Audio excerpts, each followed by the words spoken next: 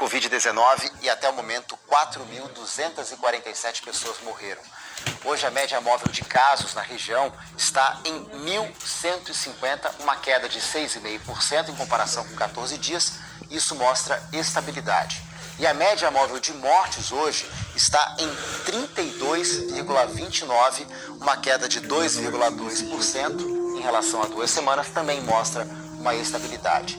Ao falarmos de tantos números todos os dias aqui no jornal, não podemos esquecer que por trás de cada morte está uma pessoa que ficou doente, sofreu, precisou ficar internada e que não resistiu à doença. Só no mês de abril isso foi uma realidade para quase 1.000 moradores da região. Esse foi um mês difícil para a família do Jonas. No dia 1º de abril, a mãe dele foi confirmada com Covid-19. Ela precisou ser internada e depois de 14 dias na UTI, não resistiu à doença. Você todo dia espera o boletim médico. E esse boletim médico, eles passam para você todo dia. E cada ligação deles é uma esperança nova que a gente tem, né? Ela melhorou, mas infelizmente as notícias ela piorou. A família não faz ideia de como a dona Ivete pegou a doença. Minha mãe sempre se cuidou, minha mãe sempre tomou os devidos cuidados, né? Usou álcool gel, usava máscara, não saía de casa. Ela ficou em casa, mas a gente precisou sair. Em casa ninguém precisou sair para trabalhar. Em casa ninguém pegou coronavírus. A mãe do Jonas é uma das quase 1.000 vítimas da Covid-19 que morreram. Cada ligação deles é uma esperança nova que a gente tem, né? Ela melhorou, mas infelizmente as notícias ela piorou. A família não faz ideia de como a dona Ivete pegou a doença. Minha mãe sempre se cuidou, minha mãe sempre tomou os devidos cuidados, né? Usou álcool gel, usava máscara, não saía de casa. Ela ficou em casa, mas a gente precisou sair. Em casa ninguém precisou sair para trabalhar. Em casa ninguém pegou coronavírus. A mãe do Jonas é uma das quase 1.000 vítimas da Covid-19 que morreram em abril. Disparado o pior mês da pandemia até agora.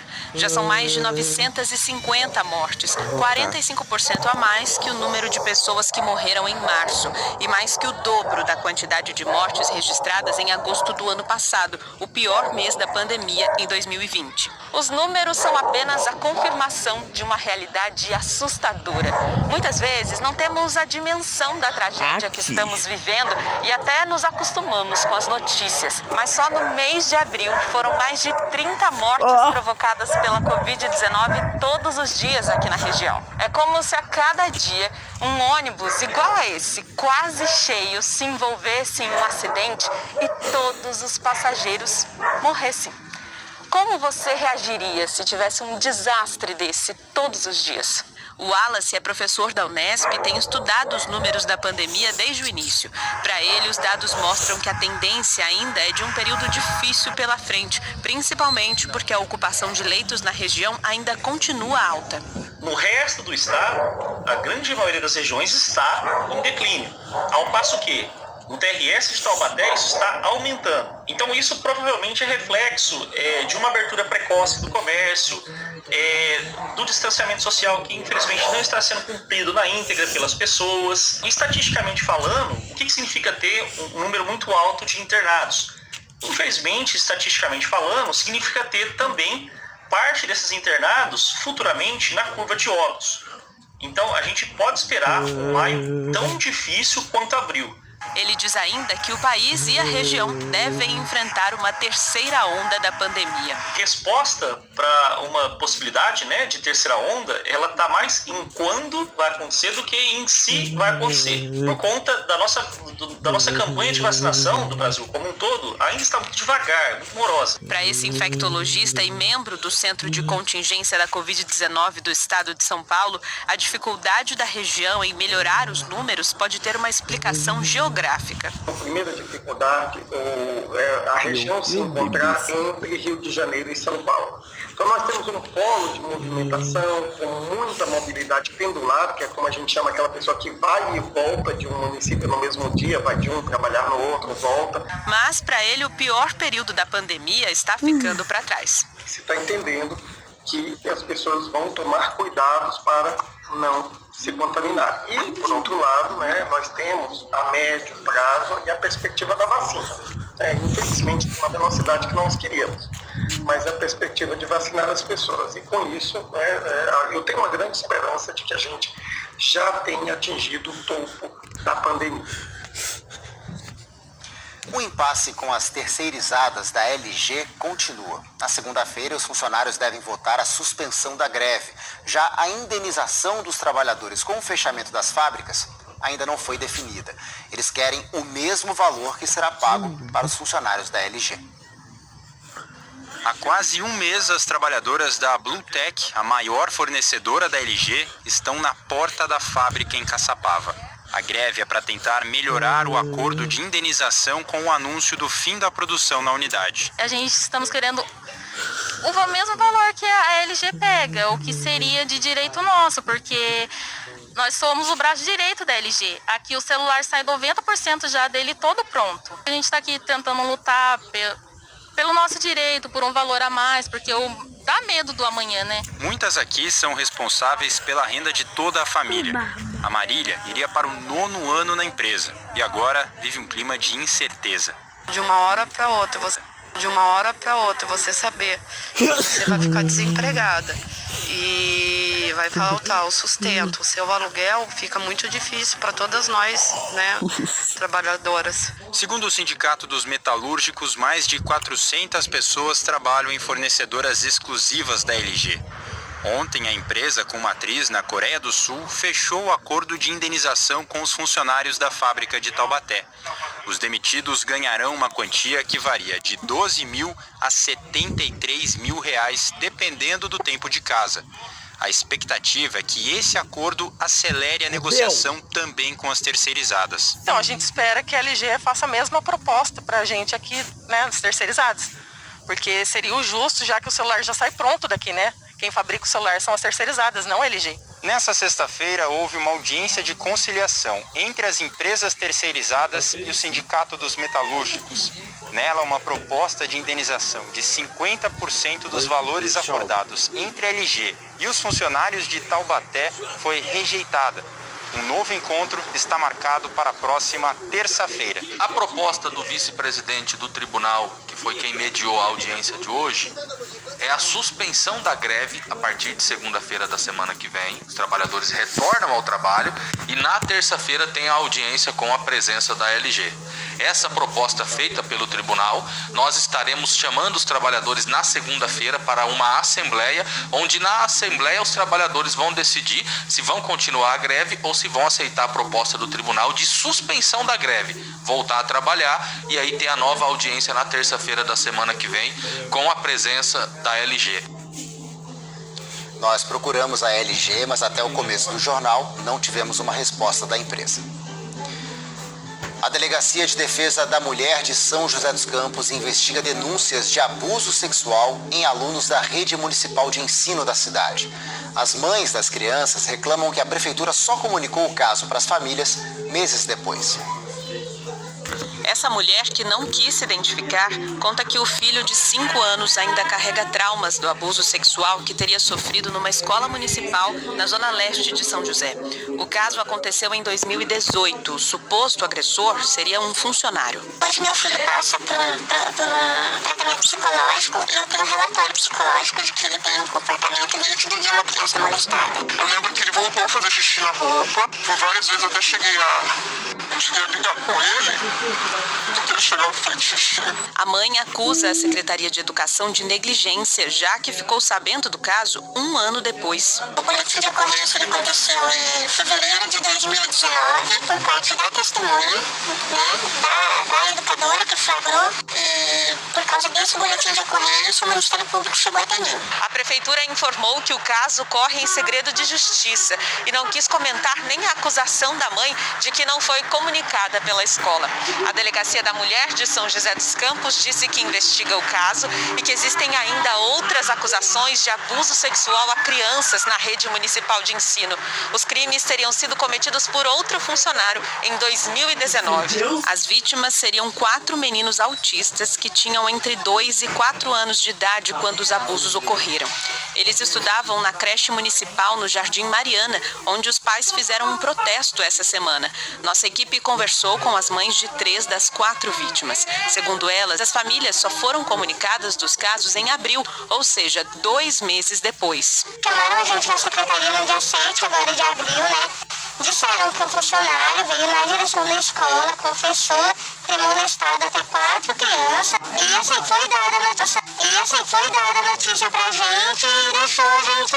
Segundo uma das mães, o agressor alegou que teria feito massagens nas partes íntimas dos meninos. Me relataram que essa pessoa tinha praticado esse ato com meu filho. As mães agora estão com medo de levar os filhos para a escola. Estou me sentindo muito, não tem nem como explicar, porque eu olho pro meu filho assim, eu já baixo aquela tristeza. Ele era muito pequeno na época, ele tinha 2 anos e meio, ele só chorava muito que ele não queria ir para a escola. De acordo com o advogado das vítimas, as famílias registraram um boletim de ocorrência e querem entrar com uma ação na justiça contra a Secretaria de Educação por omissão. A Secretaria de Educação, ela tem um dever de guarda. Se ela tem um dever de guarda e ela não cumpre esse dever, que está ali zelando pelas crianças, ela é simplesmente omissa, muito omissa. E também está deixando, né, a sua responsabilidade de lado. Sobre esses 4 casos, a diretora de Educação Básica da Rede Municipal informou que a Secretaria de Educação... Esse ano do caso, imediatamente foi feita a averiguação e tão logo foram identificadas as supostas vítimas, os pais foram comunicados. O servidor suspeito, ele foi imediatamente afastado, ele não tem contato com crianças, ele responde atualmente a um processo administrativo, né, de acordo com o previsto no Estatuto do Servidor. Ainda segundo a diretora, as famílias serão encaminhadas para projetos de apoio psicológico da Prefeitura. O apoio a essas famílias, né, e as crianças, as supostas vítimas, né, ele é feito agora pela rede de proteção, né, então há um encaminhamento, a partir do momento em que a gente oficia o Conselho Tutelar, a Delegacia da Mulher, né, isso gera todo o encaminhamento para a rede de apoio, então eles vão receber. A Prefeitura disse ainda que o outro funcionário suspeito também foi afastado da escola e reforçou que os pais que tenham novas denúncias podem procurar diretamente o Ministério Público. Daqui a pouco, pesquisa aponta erro na aplicação de segunda dose da vacina contra a Covid-19 em cidades da nossa região. A gente volta no instante só. Theo termina o namoro e Úrsula perde a linha. Eu não vou te perder. Eu não vou te perder.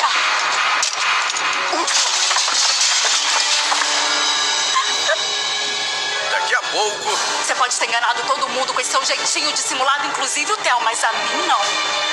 Eu sinto cheiro de longe de vagabunda. Salve-se quem puder! Você conhece o Policlin Sul? Há 15 anos na Avenida Andrômeda com consultas em várias especialidades. Atendemos diversos convênios e particular. Panela vazia é fome. E a fome come e consome. Some com a vida. Cheia salva, a fome mata. Panela cheia salva, a fome mata. Panela cheia salva, a fome mata. Panela cheia salva, a fome mata. Panela cheia salva, a fome mata. Panela cheia salva. Apoio Vanguarda. O renascimento do Pantanal depois dos incêndios que devastaram a região no ano passado.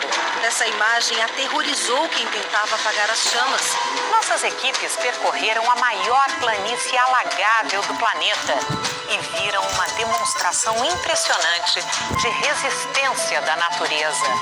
E você vai ver como vive a onça que comoveu o Brasil ao ter as 4 patas queimadas. Foram 36 dias de tratamento longe do Pantanal. Hoje, depois do BBB.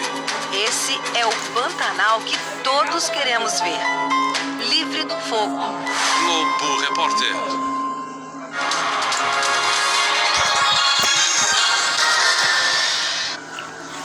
Voltamos a falar dos números da Covid-19 aqui na região. O mês de abril não foi ruim apenas no balanço de mortes. As internações também se mantiveram em níveis altos. Sobre isso, a gente fala ao vivo com o repórter Arthur Costa, que está em São José.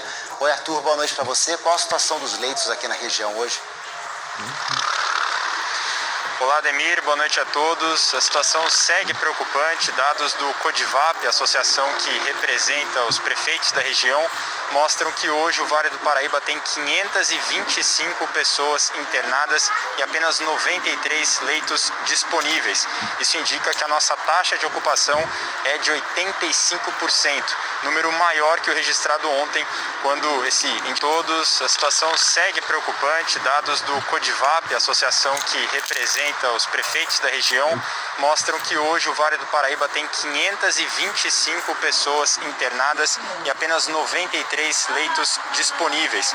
Isso indica que a nossa taxa de ocupação é de 85%, número maior que o registrado ontem, quando esse indicador era de 84%. Isso tudo chama muito a atenção, porque durante todo o mês de abril a gente ficou com essa taxa acima dos 80%. Hoje, essa nossa taxa regional é maior do que a média estadual, o que mostra que a pandemia não perdeu força por aqui nesses últimos dias. Além disso, 9 hospitais do Vale do Paraíba estão com 100% de ocupação, 4 deles ficam aqui em São José dos Campos. Ademir.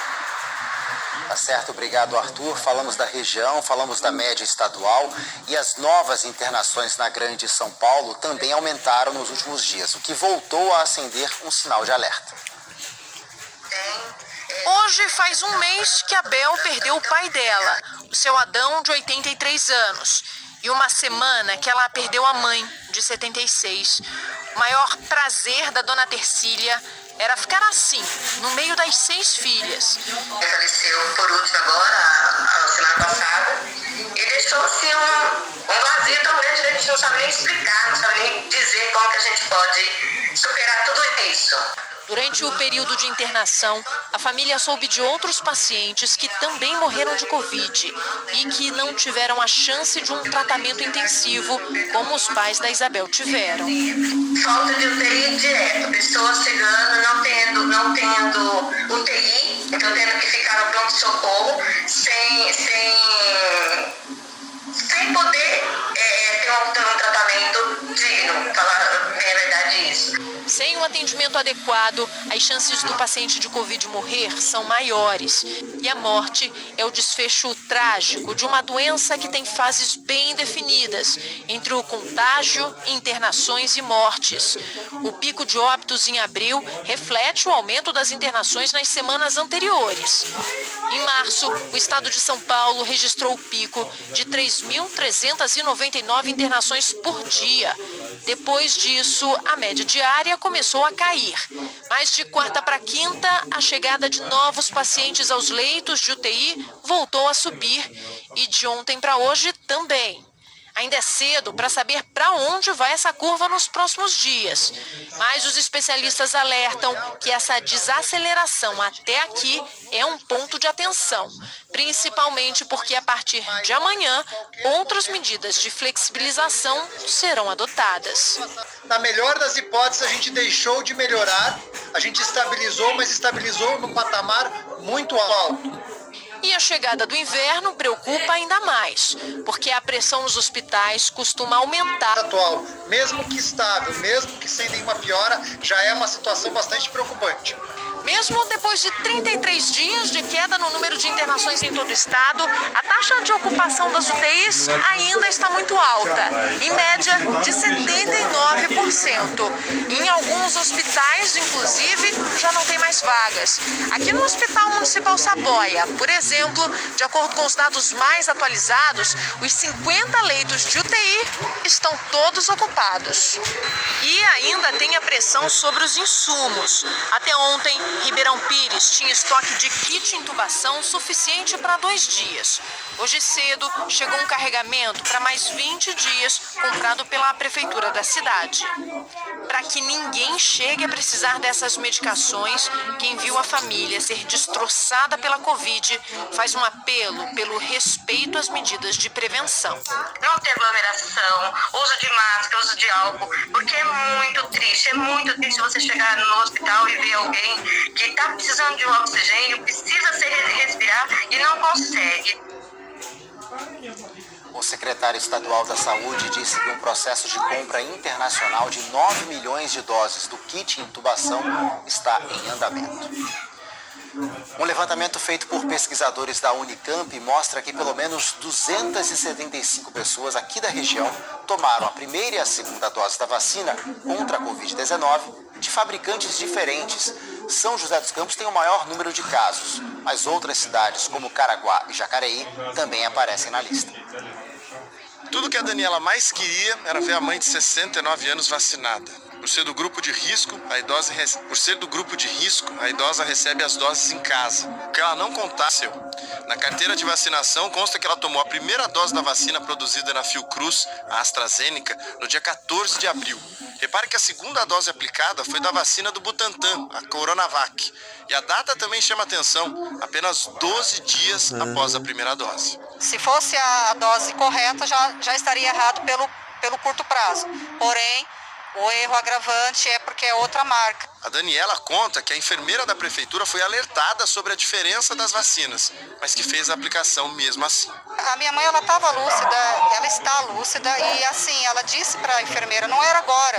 E a enfermeira meio que, tem que ser, seguir o cronograma, eu vim aqui para aplicar, e aquele jeito dela, e aplicou e foi embora. O caso da Dona Alice, mãe da Daniela, não é o único. Um levantamento feito pela Unicamp com base em informações fornecidas pelas prefeituras ao DataSUS do governo federal revelou que 16.500 brasileiros receberam doses erradas de vacina de fabricantes diferentes. No Vale do Paraíba foram 275 aplicações erradas. A maioria em São José dos Campos. Ao todo, 155 pessoas receberam doses de laboratórios diferentes. Em todo o estado, São José só fica atrás de Santo André, São Paulo e Suzano. Caraguatatuba também aparece na lista com 90 erros. Jacareí fez 5 aplicações erradas. A Sabine é uma das pesquisadoras responsáveis pelo levantamento da Unicamp. Ela conta que conversou com profissionais de saúde dos municípios e ficou preocupada com os relatos. Todo mundo que foi vacinado no primeiro mês, que foram cerca de 5,6 milhões de pessoas, tem um código que é como se fosse um CPF no DataSUS. E aí lá tem o registro, foi vacinado com tal vacina de tal fabricante, é uma pessoa de tantos anos. Ela conta que conversou com profissionais de saúde dos municípios e ficou preocupada com os relatos. Todo mundo que foi vacinado no primeiro mês, que foram cerca de 5,6 milhões de pessoas, tem um código que é como se fosse um CPF no DataSUS. E aí lá tem o registro, foi vacinado com tal vacina de tal fabricante, é uma pessoa de tantos anos. E aí a gente viu que daquele montante, mais de 16 mil tinham registro de fabricantes diferentes da vacina. Para a pesquisadora, o que chama atenção também é que muitas pessoas deixam de tomar a segunda dose da vacina e que é preciso reforçar a segurança das vacinas e a importância da imunização. A gente achou 500 mil de pessoas que tomaram a Coronavac no primeiro mês da vacinação e elas não voltaram para a segunda dose. A Daniela disse que a mãe irá receber a segunda dose da vacina da AstraZeneca dentro do prazo. A segunda dose que foi erroneamente aplicada poderia ser para outra pessoa corretamente. Então, julgamos uma vacina aí perdida. E aí a pergunta, quantas vacinas foram perdidas será pelo descaso dessa enfermeira, né? A Secretaria de Saúde de Jacareí reconhece que a senhora que aparece na reportagem recebeu a dose errada da vacina e diz que vai seguir o protocolo adotado pelo Estado de São Paulo, desconsiderando a segunda dose aplicada e aplicando a dose correta. A Prefeitura de São José informou que a cidade registrou apenas 4 casos de pessoas vacinadas com doses de laboratórios diferentes, que essas pessoas não apresentaram problemas graves de saúde e estão recebendo acompanhamento. Já a Prefeitura de Caraguatatuba disse que desconhece qualquer erro na aplicação das vacinas e que vai apurar as informações da pesquisa. O prefeito de Bragança Paulista, Jesus Chedid, está internado na UTI. O estado de saúde dele é estável.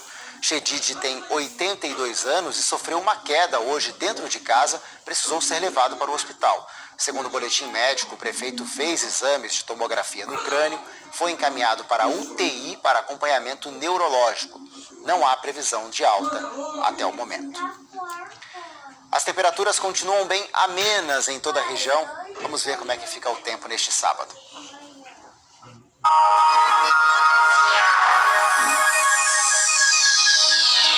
Neste sábado, a nebulosidade diminui e o sol predomina entre nuvens na maior parte do dia. No litoral norte, em Ubatuba e São Sebastião, máxima de 24 graus. No Vale, as temperaturas mínimas caem e as máximas sobem um pouco. Em Taubaté e Pinda, máxima de 24 graus também. Na Serra do Mantiqueiro, os termômetros variam de 8 a 20 graus em Campos do Jordão e Monteiro Lobato.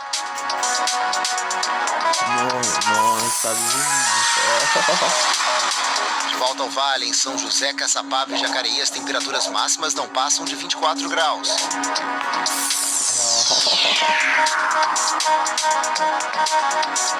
E na região de Atibaia e Bragança Paulista, mínima de 13, máxima de 20. E pode ser o gestor desse novo time joseense. A ideia é que a equipe chegue para disputar a próxima Superliga no fim do ano.